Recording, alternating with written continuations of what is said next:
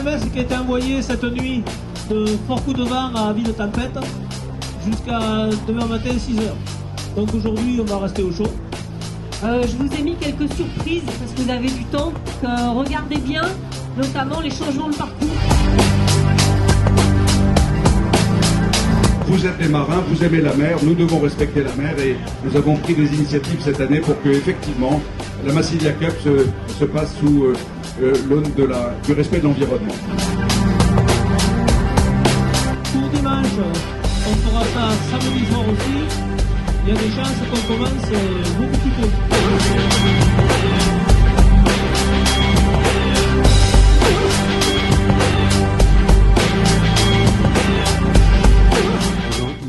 Alors aujourd'hui, pas de régate?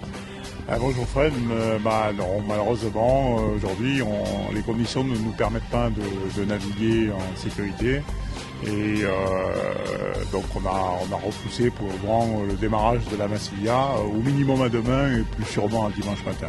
Plus sûrement, effectivement, les conditions météo pour demain risquent de rester Exactement du même type et donc je pense que pour le moment il est plus sage de repousser. Alors récemment dimanche matin on va démarrer de très bonne heure et ça permettra quand même de faire à mon avis 2 ou 3 manches sans trop de problèmes, donc quand même d'assurer un classement cohérent.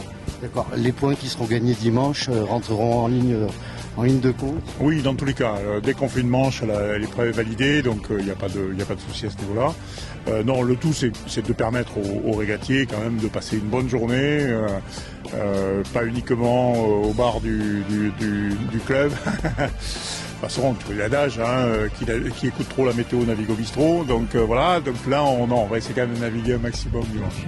Ce soir ce sera bistrot, peut-être demain soir aussi, c'est le repas de gala, hein, c'est ça, demain soir c'est le repas des équipages. Mais le tout dans le respect de l'éco-navigation, parce que c'est quand même le point majeur de cette course. On a voulu, le CNTL est quand même très engagé dans la préservation de l'environnement. On est actuellement dans une démarche port-propre au niveau du club et on veut poursuivre ça dans tous les événements du club, avec notamment la Massilia qui est avec cet objectif-là, donc d'éco-navigation.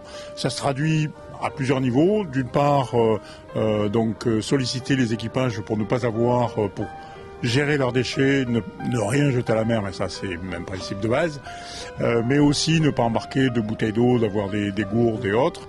Et l'autre point, c'est aussi d'avoir, nous au niveau organisation, notamment par exemple une première à Marseille, des bouées autonomes, qui permettent d'une part de mouiller des parcours dans des zones qui normalement ne sont pas accessibles, parce qu'il y a par exemple le parc marin qui est normalement interdit au mouillage, voilà exactement, pas abîmer les fonds, et en plus ça permet de supprimer 2 ou 3 semi-rigides, puisque les bouées vont directement à leur place.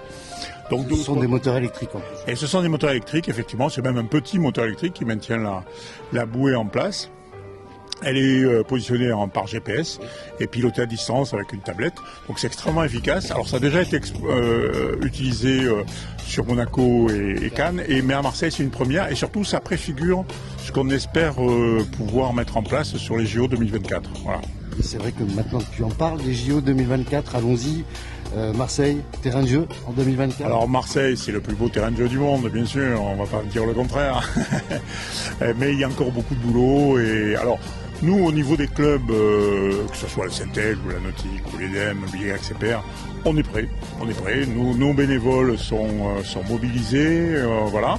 Je pense que c'est un petit peu plus difficile au niveau des infrastructures, et notamment de l'aménagement du Roucas Blanc qui a pris du retard, faut être clair.